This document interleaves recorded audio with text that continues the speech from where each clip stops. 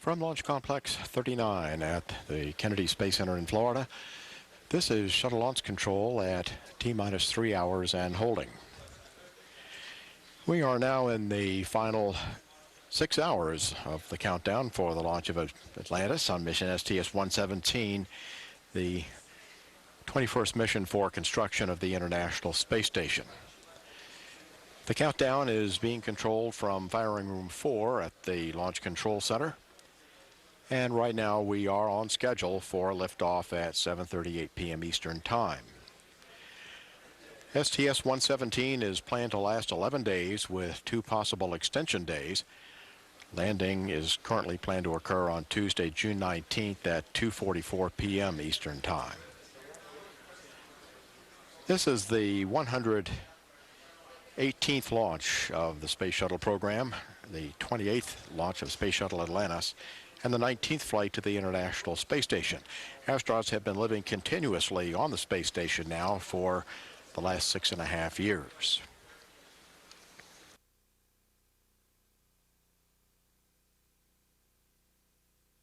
We're going now into the breakfast and the dining room. We see our crew. Here we have Clay Anderson seated at the end of the table. He's gone to the space station to replace Sonny Williams. Sitting next to him is MS4, Jim Riley, our EV1 for STS-117. Seated next to Jim is Danny Olivas.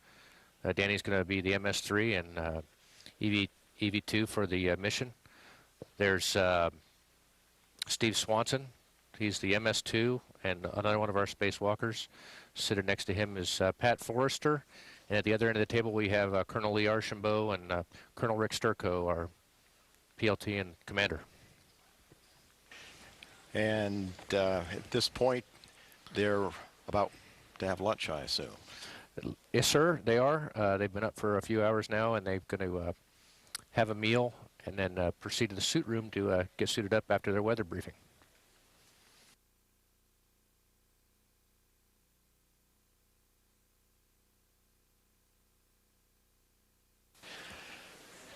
And here we are in the suit-up room.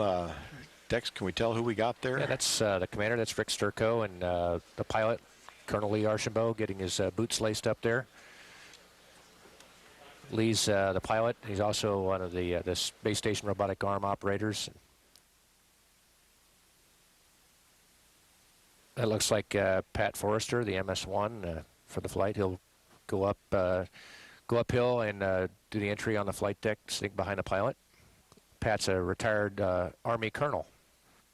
And there's Clay Anderson. Clay's MS5 for the ascent portion of the flight, and he's gone up to the space station to replace Sonny Williams, who's coming home on this flight. Clay will come home on STS-120 in October. Looks like he's excited and ready to go, doesn't it? Clay is one of my classmates and became an astronaut with me in 1998. There's Jim Riley. Jim's EV1 for the flight. He'll take part in 2 of the spacewalks and then be the IV coordinator for the 3rd spacewalk. Jim's also a Navy reservist. And at one point he was the, I think he told me he was the oldest ensign in the Navy. There's Danny Olivas.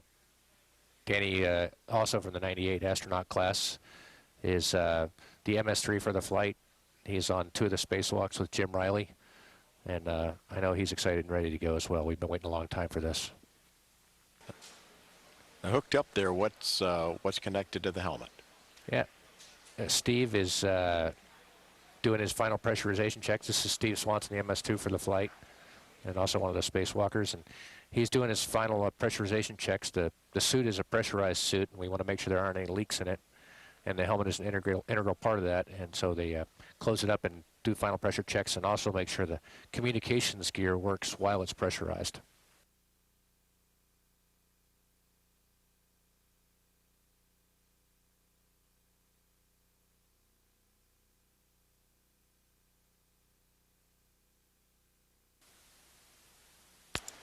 This is Shuttle Launch Control, T-minus 2 hours, 55 minutes, 9 seconds and counting. We see our STS-117 flight crew is now leaving the suit-up room decks, what are they thinking right now? They're just real excited. They're ready to go. They're ready to get strapped into the vehicle, and they're concentrating on the mission. As you can see, you get the flight crew and our chief astronaut, Steve Lindsay, and one of the insertion techs and management personnel are on the elevator with them, and they'll take that down to the first floor and head out in just a few minutes. And here comes the crew. Rick Sturco and Lee Archambault leading the crew out.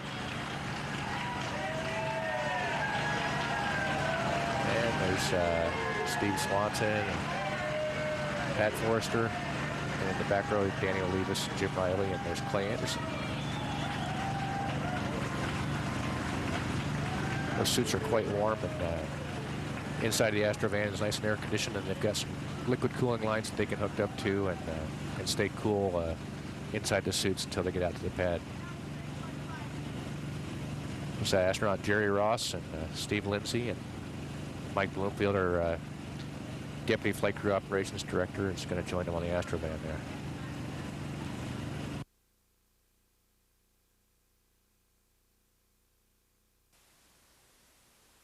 Looks like the commander has entered the crew module now.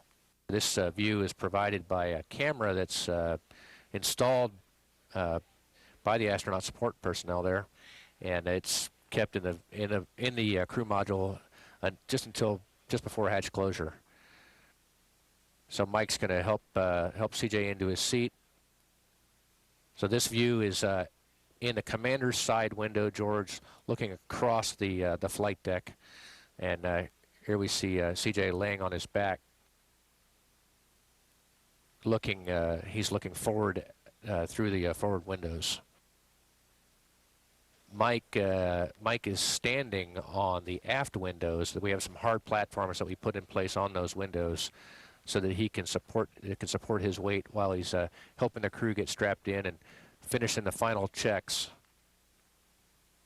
You can see that he's got a headset on, and he can communicate with the crew, but also with personnel here in the firing room, the NTD and the orbiter test conductor, for any switches that need to be moved after the crew gets strapped in. George, we've got a view here from a mid-deck camera that's attached to the mid-deck wall over on the starboard or the right side of the vehicle, and you're looking toward the hatch here. So Jim's entering the vehicle, and he's walking along a piece of fabric that we stretch out, call it the trampoline, and it allows you to walk across the mid-deck there without stepping on any bags or any other gear. So now Jim's taking his seat, and Mike Thompson will help him get strapped in as well. OTC, OVCC.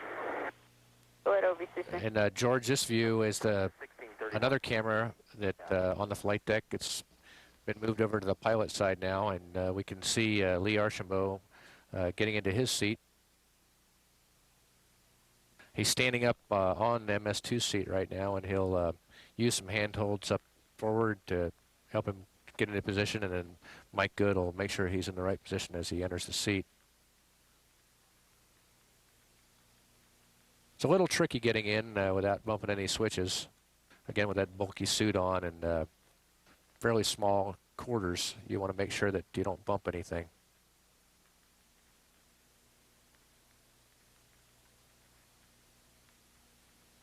Lee's up and over the hump there, and put his feet down in the footwell. And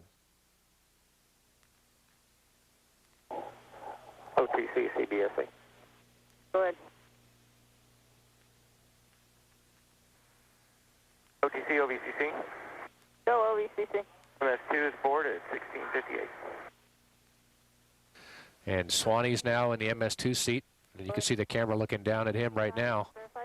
Steve is the MS2 or flight engineer, and he'll be assisting CJ and Brew with the nominal procedures going during the ascent and also on entry. And he's responsible for keeping track of all the nominal timeline operations and the checklists and making sure that everything's followed. And attention on the net. This is the NTD conducting the launch status check. All personnel verify ready to resume count and go for launch. OTC? OTC, go. CBC. PTC. PTC go. And PTC go. LTS. LTS go. Houston flight. Houston flight is go. Mila. Mila is go. STM. STM is go. Safety console. Safety consoles go. SPE. SPs go. LRD. LRD is go.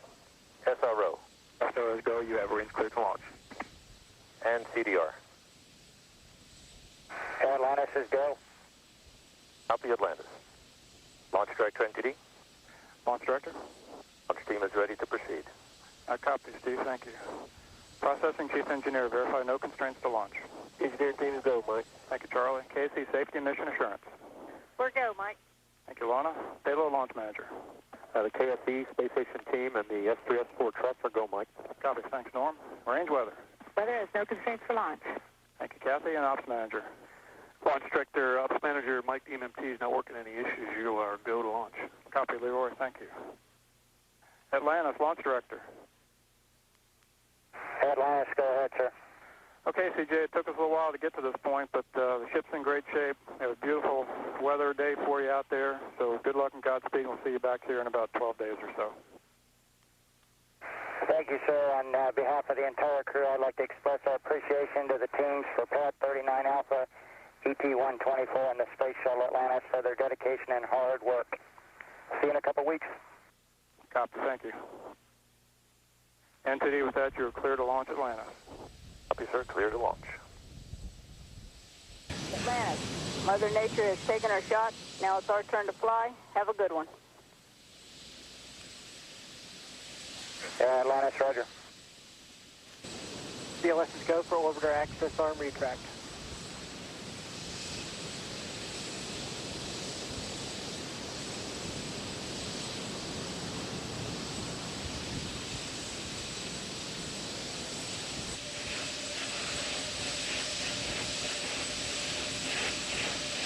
Steering checks of the three main engines are now underway.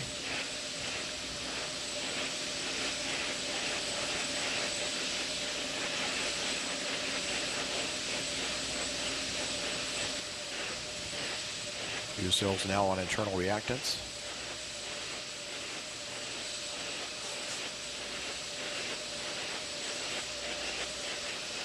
Atlantis, close and lock your visors and initiate O2 flow. Atlantis, roger.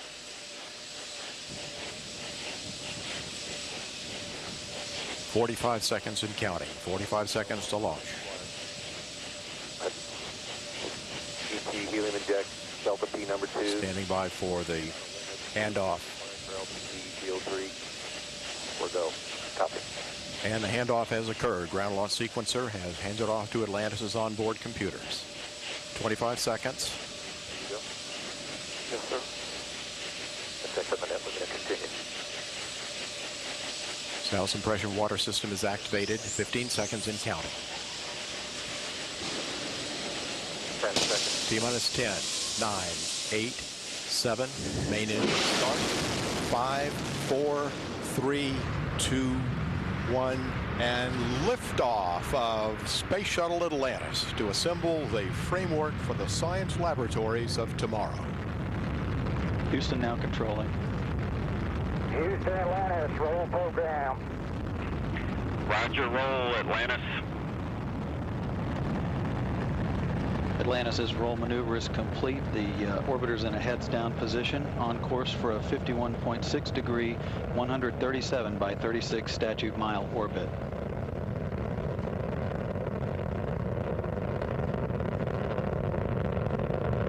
All systems in good shape. Engines throttling down as Atlantis prepares to maneuver through the area of maximum dynamic pressure on the vehicle in the lower atmosphere. Already 7 miles away from the Kennedy Space Center at an altitude of 5 miles.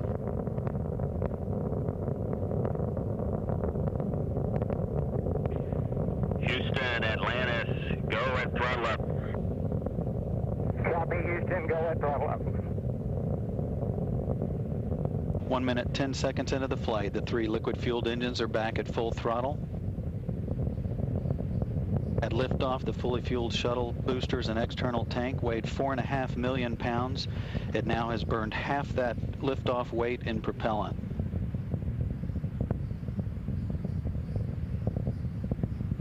1 minute 30 seconds. All hydraulic systems in good shape.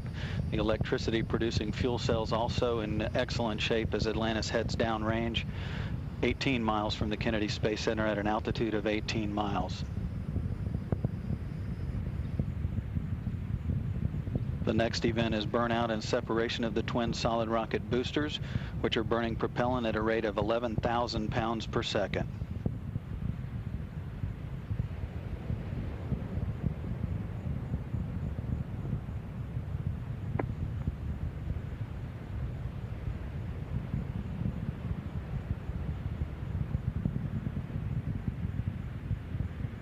SRB separation is confirmed 2 minutes 15 seconds into the flight. Atlantis is traveling 3,000 miles per hour, downrange from the Kennedy Space Center 46 miles, altitude 35 miles.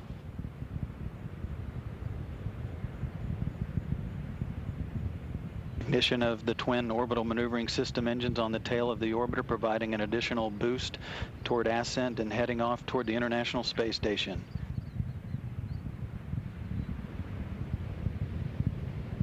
Two minutes 45 seconds into the flight.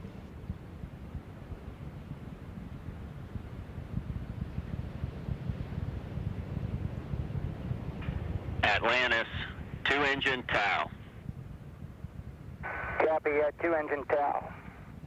Atlantis can reach Zaragoza in Spain in the event of a single engine failure. However, all 3 engines are continuing to perform as expected. Hydraulic systems in excellent shape, as are the fuel cells producing the electricity for the vehicle. 3 minutes, 20 seconds into the flight. Atlantis is 97 miles downrange at an altitude of 51 miles, traveling 6,000 miles per hour.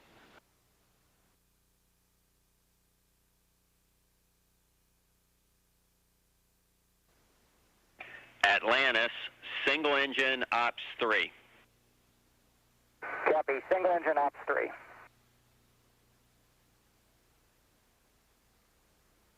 Five minutes, 55 seconds into the flight. Atlantis beginning to roll to a heads-up position. The onboard guidance system putting Atlantis on a trajectory toward the International Space Station. Atlantis, single engine Zaragoza 104. Copy, single engine Zaragoza 104. And that call means that Atlantis can reach Zaragoza in Spain on 1 engine. Press to MECO. Copy, Houston, press to MECO.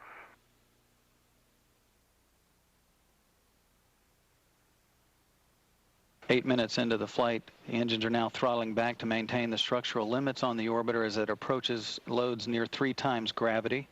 We're standing by for the main engine cutoff confirmation from the booster officer here in Mission Control.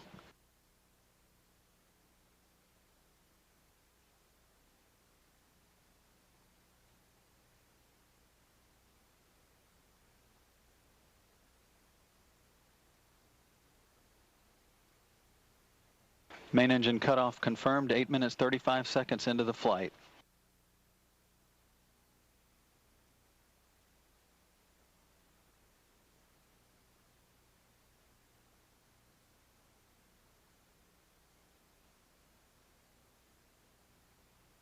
Separation of the fuel tank has also been confirmed. The crew handheld photography setup will be underway shortly with a +X maneuver that's managed by the commander on board, Rick Sturko.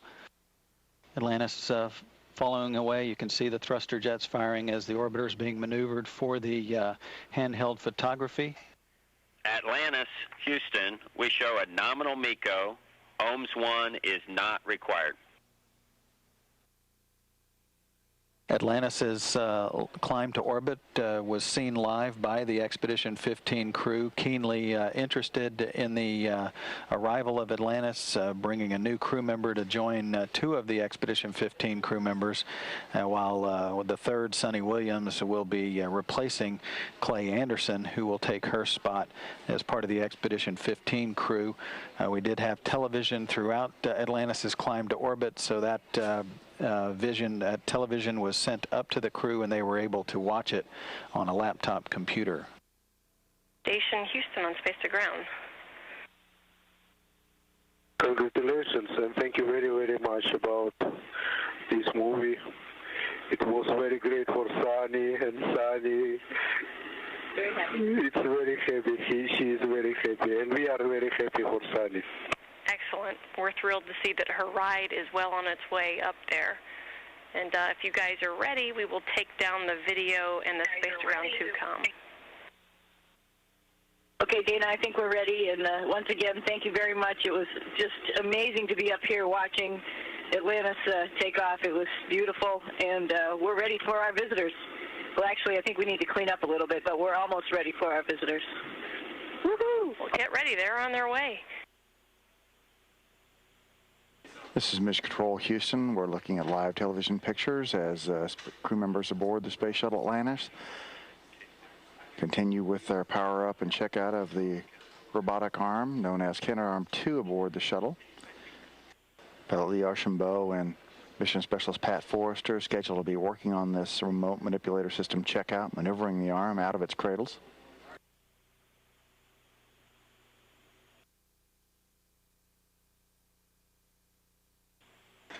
Lee Archambault and Pat Forrester are operating the robotic arm in this checkout and payload-based survey activity.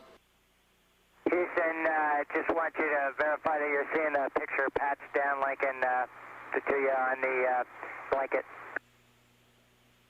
Thanks for asking, CJ. Should have told you, yeah, we are looking at it. It's crystal clear. Thank you. Okay, good deal. Doesn't look too bad, but we knew everybody want to look at it down there. And Danny is shooting the pictures as we speak while the sunlight is still here. All right, great work. This is a view from the end effector camera on the end of the robotic arm of the Space Shuttle Atlantis, taking a look at that insulation blanket that has popped up at the intersection of the insulation blanket and the thermal protection system tiles on the left or port orbital maneuvering system pod at the back of the shuttle. This is Mission Control Houston. This is some recorded video from earlier in Atlantis' climb into orbit, a view of the external tank as it's separated from the shuttle. Imagery specialists will use this data on the condition of the tank following its separation about 8.5 minutes after launch to look for any missing insulation that could have popped off and connected with any of the thermal protection systems aboard the shuttle during launch. This external tank went through a lot of repairs on the ground following a freak hailstorm in February that delayed the launch of Atlantis until just today. Insulation repairs were made, inspected, and re-inspected prior to today's launch.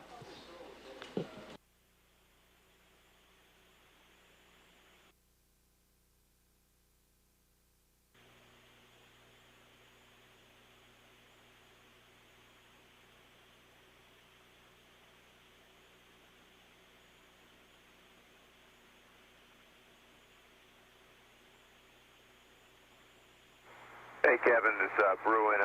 What you saw just there is just briefly was Pat and myself just finishing up the RMS operations before. Here's Swanee. This is Steve Swanson. You just saw a shot of me putting the PTCs up and working. It went great. It's a pleasure to be here. And this is Daniel Levis, and we're setting up for sending down some ET photos, ET video from our Ascent, shortly after our Ascent. And we're setting up some more photo TV equipment over on the starboard side, on the port side, on the starboard side.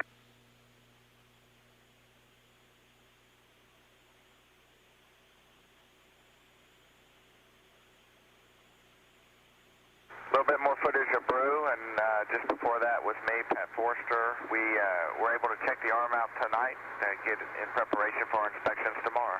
Here's CJ.